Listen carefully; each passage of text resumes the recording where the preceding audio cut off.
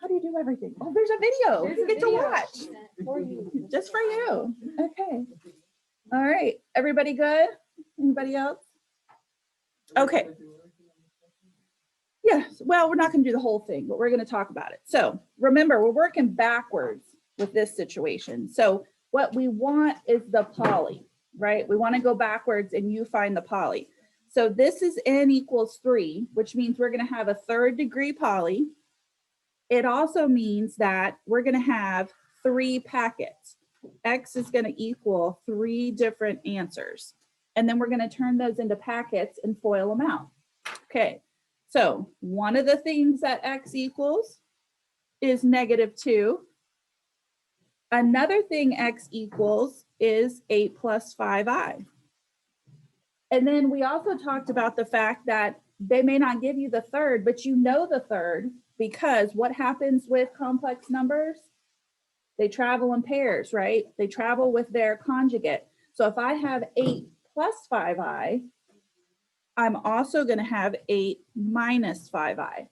I'm also going to have him because they travel in pairs. Okay, remember that? When we did the one right before this, we only had the imaginary part. We only had the 5i. So we had 5i and minus 5i. This one's more complicated because you have the real part also. Okay. All right, now we're going to put these into packets. This is where it gets weird because you may have seen complex numbers before, but I know you've never seen them in packets. And so they look super strange. Okay, so we're going to need 3 packets, right? Okay, if I want to put this into a packet, what am I going to do with the -2? Yeah, I'm going to add it to the other side and I'm going to get X plus 2. That's what his packet would look like. So that when we solve it, X is -2.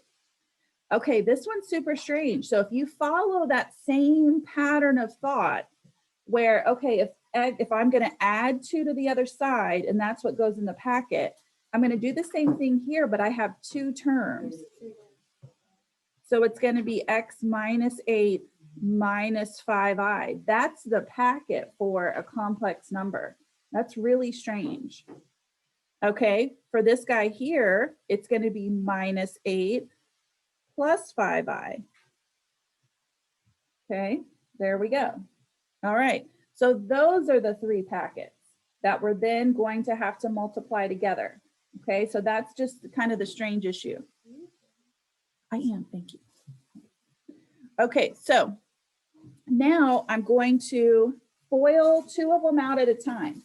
And then again, remember, I really encourage you to FOIL the ones out that have the eyes, because even though they're the most complicated and you might want to put them off, if you FOIL those out, everything gets simpler because all the crazy eyes go away. So maybe we'll just do this one real quick. Okay, so if I'm going to FOIL these 2 out, I'm going to get, well, not really FOIL because there's 3 terms and 3 terms. X times X is X squared.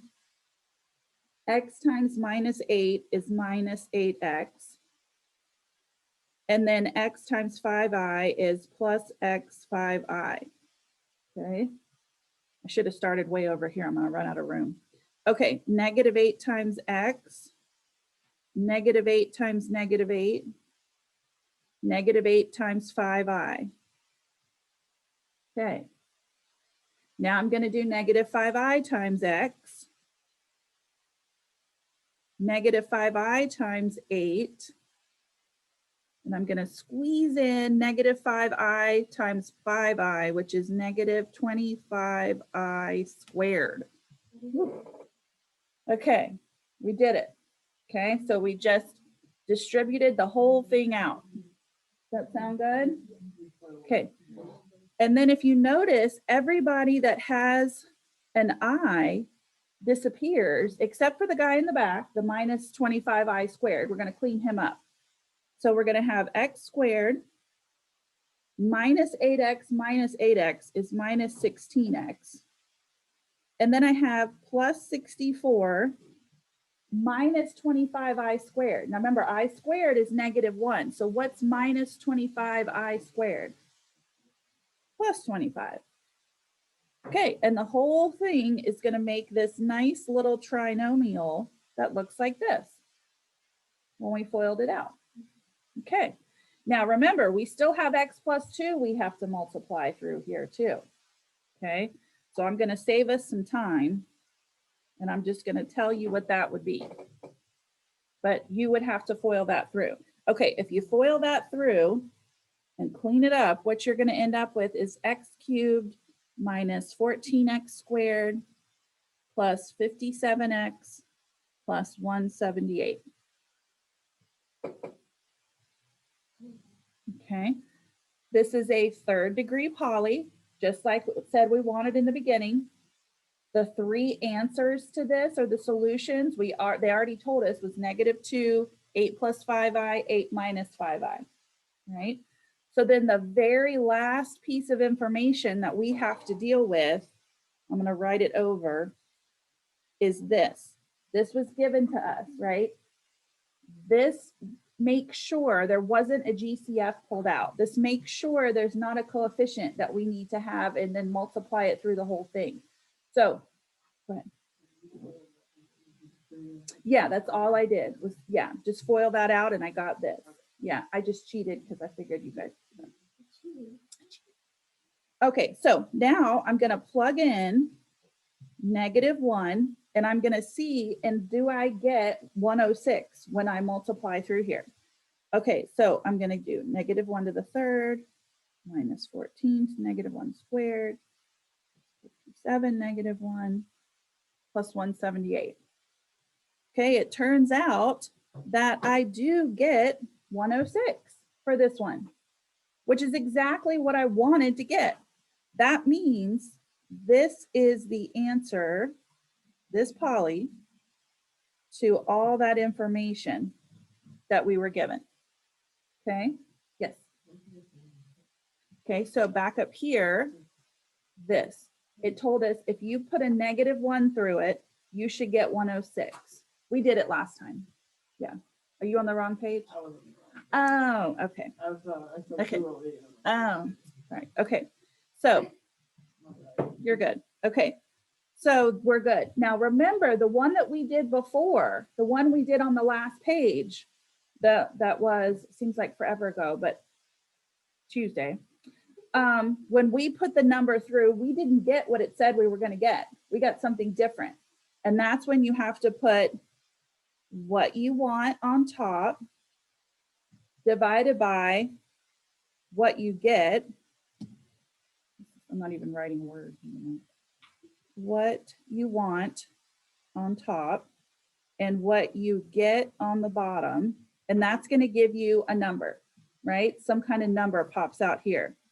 And then that's what you're going to distribute through your poly. But in this case, we got what we were supposed to get, so we're done. Okay, remember that from Tuesday? We didn't get the right thing, so we had to put one over the other, and I think we got like a 2. And then we had to distribute a 2 through there to get the poly that we wanted. Okay. All right, sound good? So that is 3-4. You will have some of what you learned in 3-4 on your test, but it won't be that really heavy duty stuff. So on your test, you're going to have to tell me possible rational zeros. You're going to have to create those plus or minus numbers. And then you're just going to have to list the steps on how you would solve a poly. That's all. If you want to go ahead and solve it for me, you will get major extra credit points. Yeah, major extra credit points. So we'll talk about that on Thursday when we review after spring break and go through exactly what I want. Mm-hmm. No, that's it. You're done. Yeah. Mm-hmm. Mm-hmm. Okay. So let's start 3-5 then. Let's see if we can get through 3-5. Okay, 3-5 is much nicer. This is more like a regular algebra lesson where you're not really doing all this crazy stuff with polys. Now, there's a ton of information in 3-5, so you really got to pay attention. You're going to learn how to find every living thing under the sun out of these polys. They're easy, but it's a lot of things to learn and remember. So we just want to make sure everybody's ready to go. Okay, so let's talk about, first of all, what's a rational function? A rational function is just a fraction. It's 2 polys written one over the other. That's all. Okay. All right. we know the domain of anything is all real numbers unless there's, unless there's a denominator that we need to solve for and exclude. Remember that with the unions, you did that on the last test. Or if there's a radical that you need to take the stuff out and make it greater than or equal to 0. Okay, so all that stuff we learned about domains is coming back in this section. Okay, so remember, if no denominator or roots, here's your domain. If you have a denominator, set it equal to 0, leave those numbers out. If you have a square root, greater than or equal to 0 and solve. If you have a root in the denominator, it's just greater than 0. So same rules, nothing has changed. So let's just make sure, let's practice and make sure we can do this. All right, so first of all, this says find the domain of this little guy. Okay, he's not going to be all real numbers because he has a denominator. And we're going to need to factor his denominator. So hopefully you guys see that and automatically realize that denominator is the difference of squares, right? He factors into that. What you're going to find in this section a lot of times is that you can cancel these factors that are going to appear, okay? Don't do that for these. I know you're going to want to because you've been trained to do that your whole life, right? Your little weapons of cancellation, and it's your job and you've just been trained to do it, but you're not going to do it, okay? We're going to talk about it later. This is still going to have to deal with your domain. Even though you can cancel these, don't cancel it for the domain. Leave it in the domain. So this means x can't equal -4, and this means x can't equal +4, right? This is what we had on the last test. So remember what we would do. We're going to put it on, we're going to union it together. But if you want to, you can always do this so that you can kind of remember you're going to do this interval, and this interval, right? Some of you may not even need to do that, but your domain is going to be -infinity to -4, unioned with -4 to +4, union 4 to +infinity. There you go. Okay, there it is in interval notation. Now, a lot of times in this section, they're going to even let you get away with putting it in set builder notation, which is kind of nice. Set builder notation, remember, is squiggle, X line, and then all you have to do here is tell me who it can't equal, and then squiggle. So that's kind of nice too. So if they want interval notation, it's this guy that you learned. If they want set builder, it's really nice because all you have to do is put who you don't want it to be and you're done. Okay. All right. So we'll come back to why we didn't cancel that later on. But basically what it boils down to is you have to leave them in to find the domain, because if you get rid of it and it's not there and you don't exclude it, it never could have existed in the first place. Okay. So you can't do that. You have to take it as it is and do the domain from the original function. Okay, let's look at this guy. All right, this one is super strange. I'm going to need you to really put on your thinking caps here. Okay, so what I see here in the denominator is that I need to factor him and solve him. This was a difference of squares because there was a difference. This is a plus. Can I factor x squared plus 4? No, I can't factor him. In fact, if you were to solve him, the only way you could solve him is put him in the quadratic formula. And what you're going to get are imaginary answers. That's it. Well, we're not worried about imaginary answers because we're only worried about all real numbers. That's all we're worried about. So it can have any real number it wants in the denominator. It's only imaginary numbers that mess him up. So his domain is actually going to be -infinity to +infinity. Now, if you didn't realize that those were going to be imaginary numbers, let's see what would happen if you tried to solve it. So if I put him here and I had him equal to 0, and I subtracted 4 from each side, I would get x squared equals -4. Then if I took the square root of each side, I would get x equals plus or minus 2i. Those are imaginary numbers. So that's why we don't even worry about them. We're only worried about real numbers. So we get to do -infinity to infinity.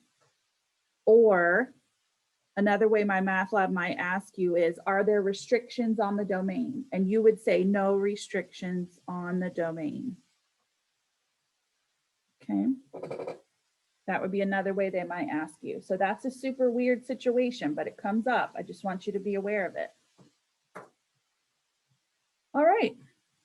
Now we're going to talk about that super fun word, asymptotes. Remember asymptotes from way back in Algebra 2? You guys remember that?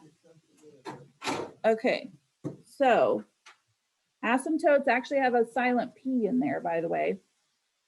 But an asymptote is just a line that the graph gets really close to, but doesn't touch.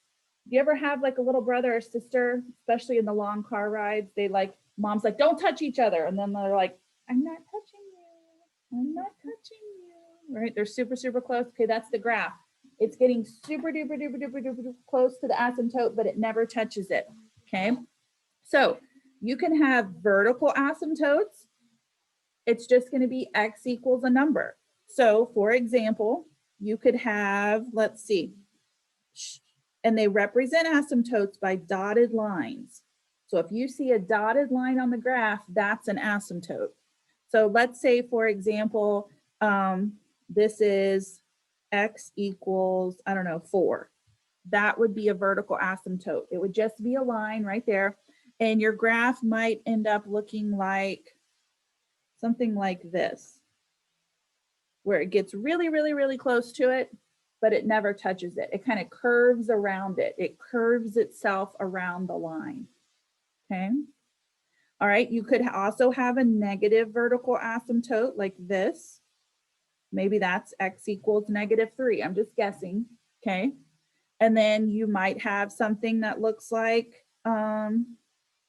this, curving like this way. I know those kind of look the same, but it's just the graph gets super duper close and kind of curves up to it, but never touches it. All right, you can also have horizontal ones. So maybe we have a horizontal one here, maybe we have a horizontal one here. All right, so horizontal lines are written as y equals. So maybe this one's going to be y equals 7. Maybe this one's y equals -6. I'm just kind of making them up. But maybe you have a graph that looks like this. Or in this case, you kind of have a graph that looks like this. You kind of get the idea of what these graphs are going to look like with near an asymptote. They start to curve around it and get really close. It's like a magnet. They're drawn to it, but they can't ever touch it. Okay. All right.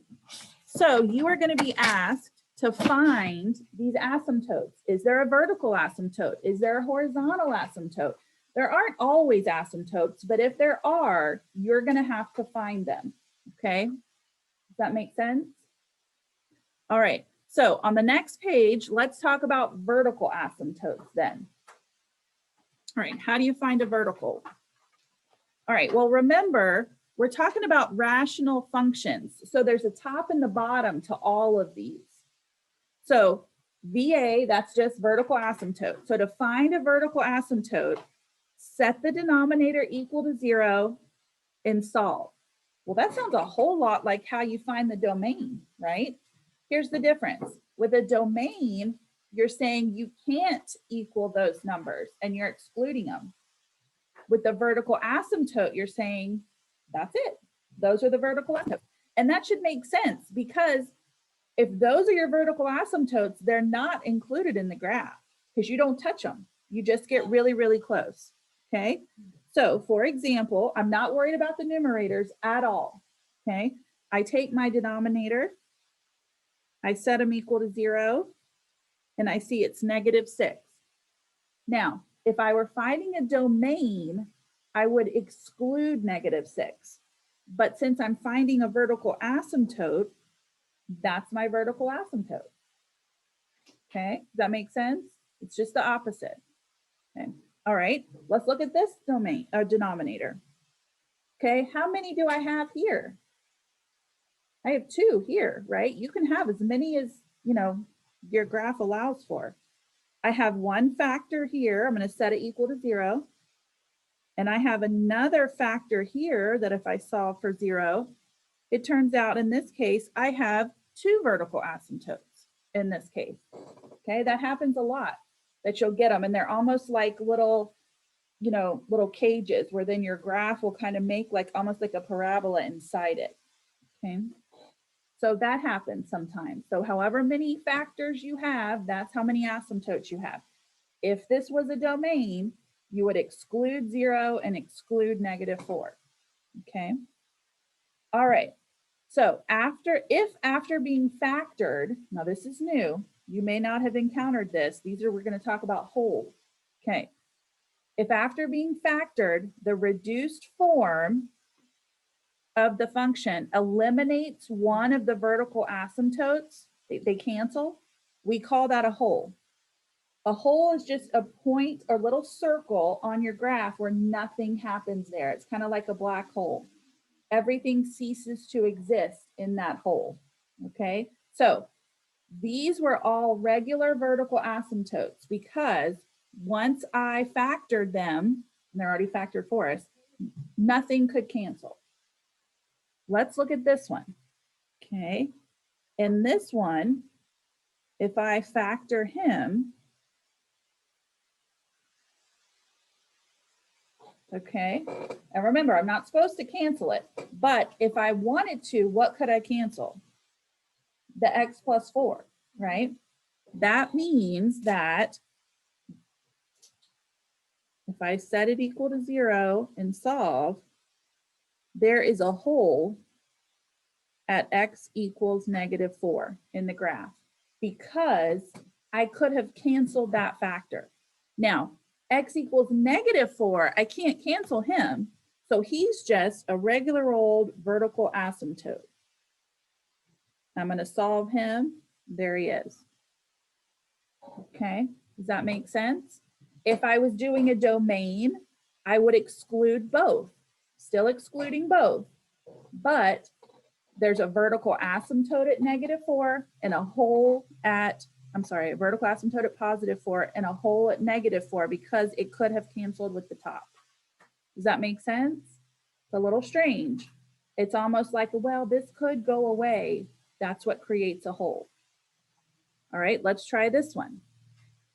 He's already factored. Can I cancel anything on here? No. If I can't cancel, there are no holes. This means I have a vertical asymptote at 0 and a vertical asymptote at -5. So I have 2 vertical asymptotes and no holes. Okay. All right, so only a vertical asymptote if it can't cancel. It's a hole if it can.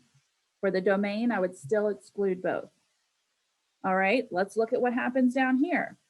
Well, I'm going to need to factor because I don't know about you, but this makes me kind of realize there's a difference of squares in the top. So if I split it up like this, okay,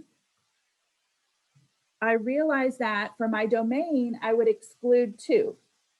Now, when it comes to vertical asymptotes and holes, this guy could cancel with this guy.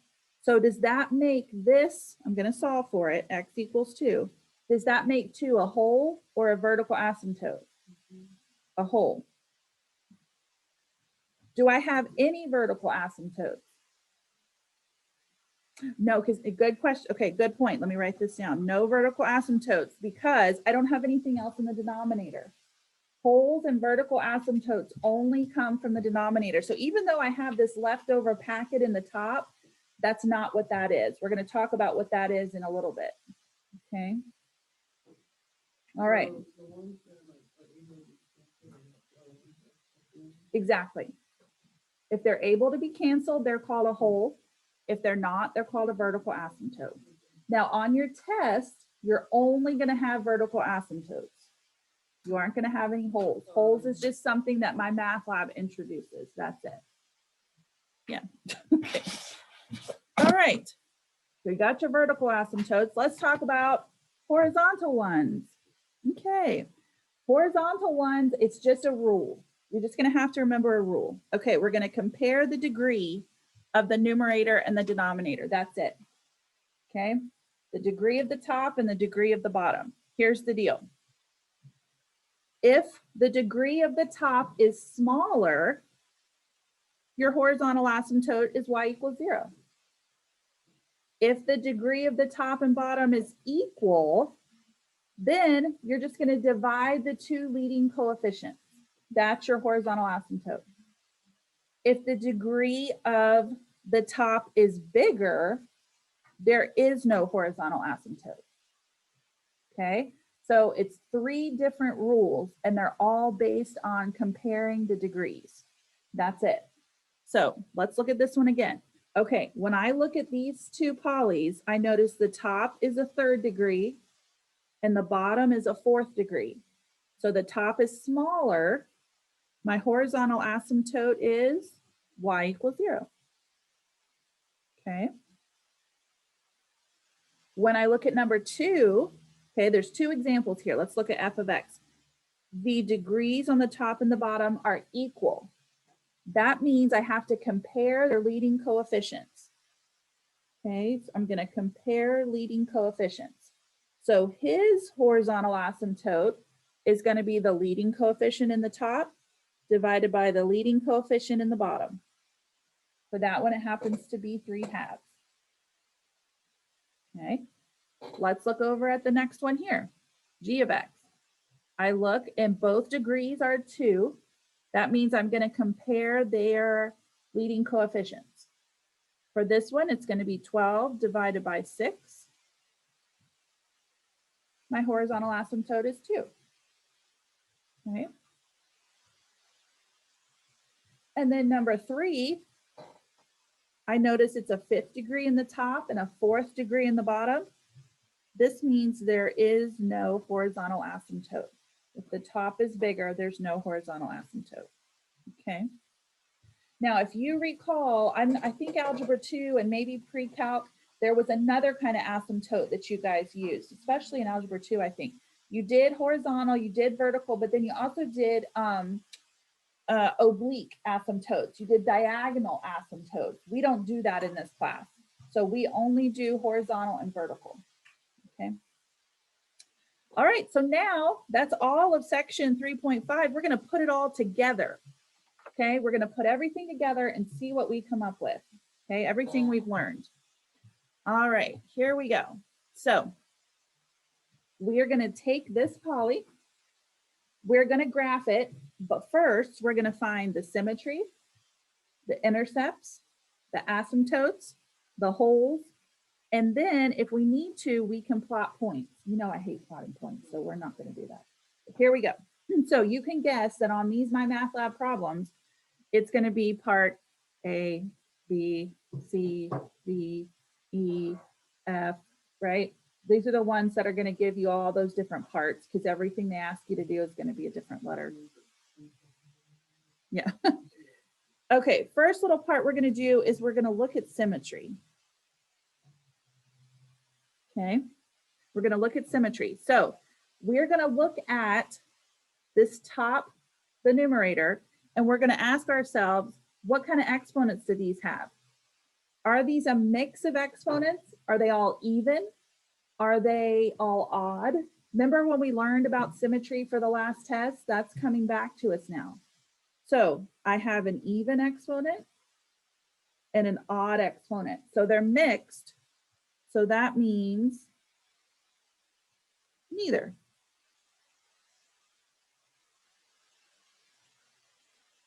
It's not even or odd symmetry. It's neither. Okay. All right, step 2. Step 2 wanted intercepts. So let's find X-intercepts first. Okay, hopefully you guys remember how to find a Y-intercept. I said the wrong thing. Let's find Y first. To find Y-intercepts, you're going to plug in 0 for who? For X. Okay, so I'm going to plug in 0 for x and see what happens. And you still are rocking it. Okay, so I get 0 squared minus 0 minus 2 over 0 squared minus 16. So clean this up, I get negative 2 over negative 16. What's my y-intercept? 1/8. Okay, found my y-intercept. All right, now we want to find the x-intercept. Okay, this is when it gets a little different because you have a numerator and a denominator here. To find the x-intercept, you're going to solve the numerator only.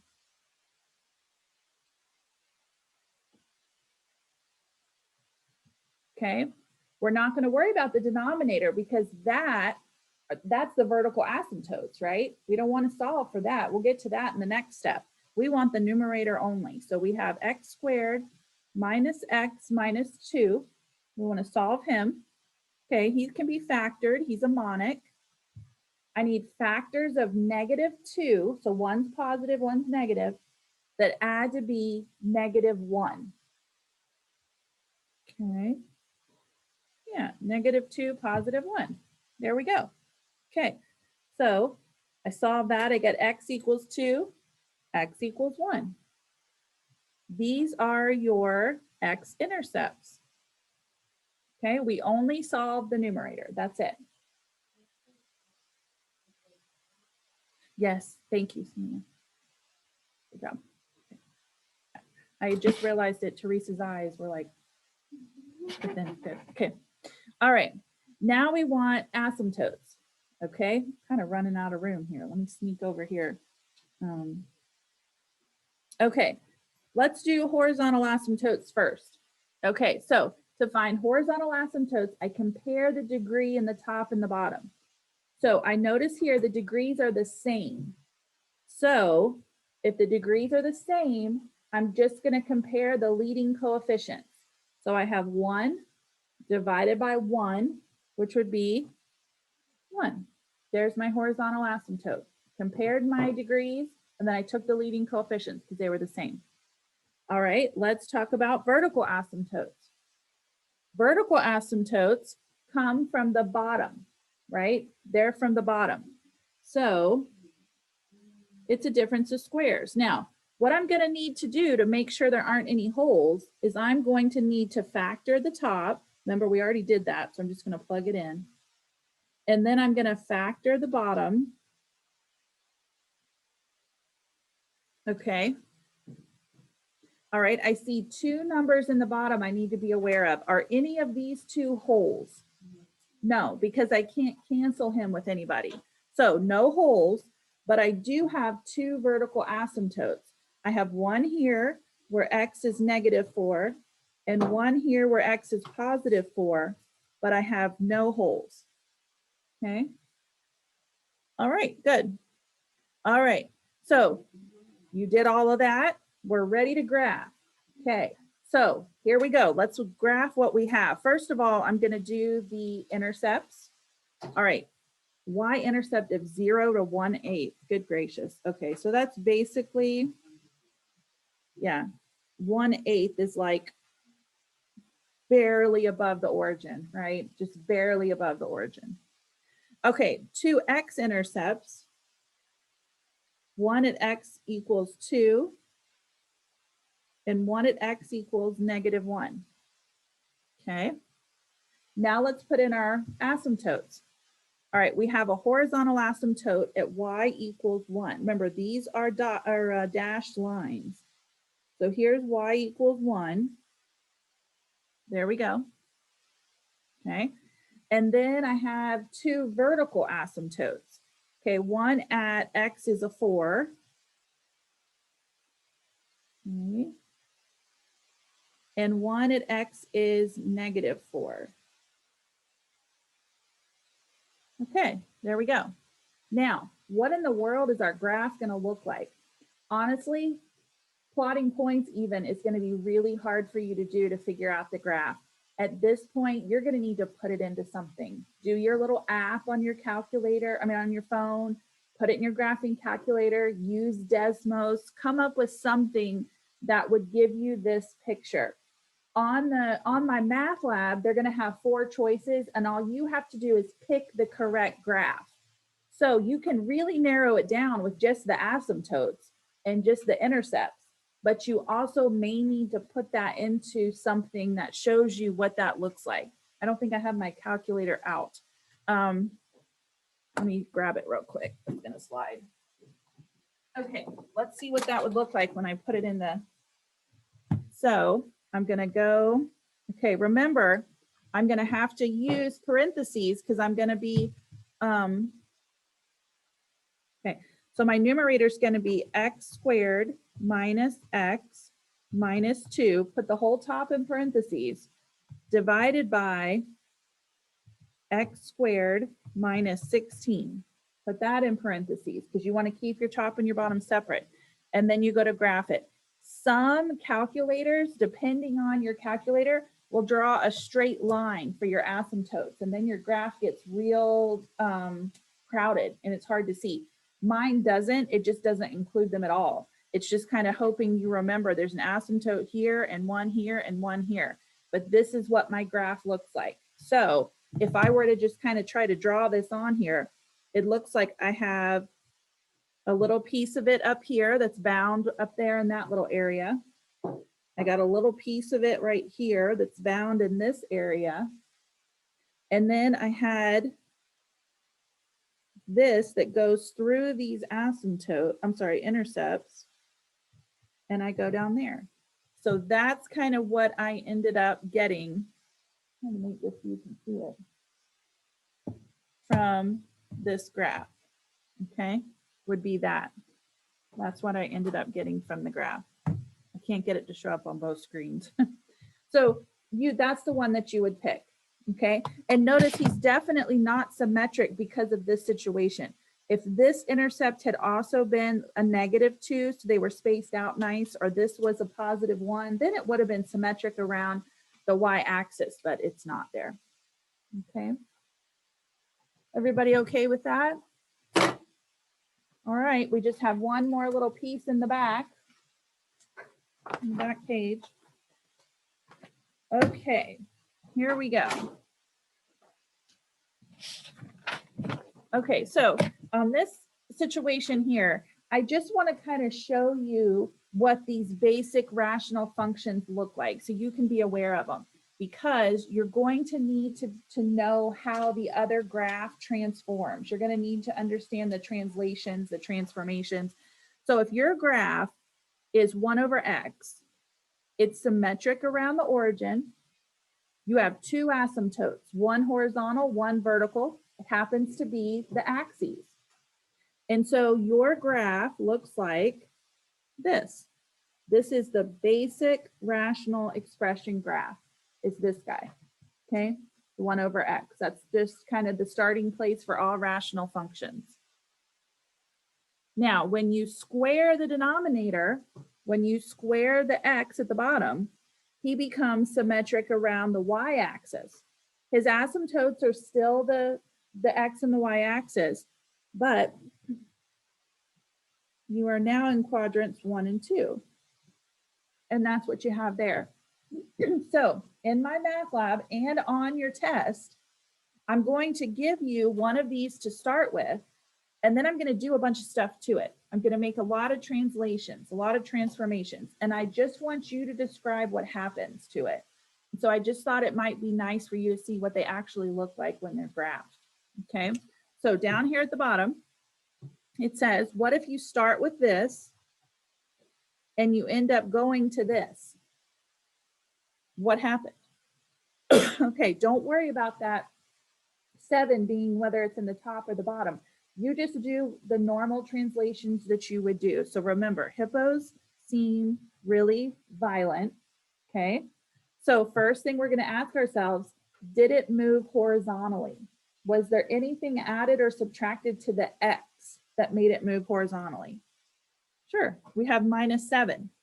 So if it's a -7 for horizontal, be careful. Does it move left or right? Good. It moves right. So you would put right 7. Okay. I don't see any stretches or shrinks. You won't have any. I don't see any negatives anywhere, so I'm not reflecting. Did I move vertically? Yeah, the +2. Where's it going vertically then? Up 2. Okay, so this is going to be a bonus question on your test. You're going to have a situation like this, and it's important that you try to remember the left and the right and the up and the down, that kind of thing. Okay, and if there's a reflection, we'll talk about that later. All right, well, that finishes 3-5. I think that's a good place to stop, even though we're a little early, because 3-6 is just too complicated to get into. But there you go. So remember, no class tomorrow.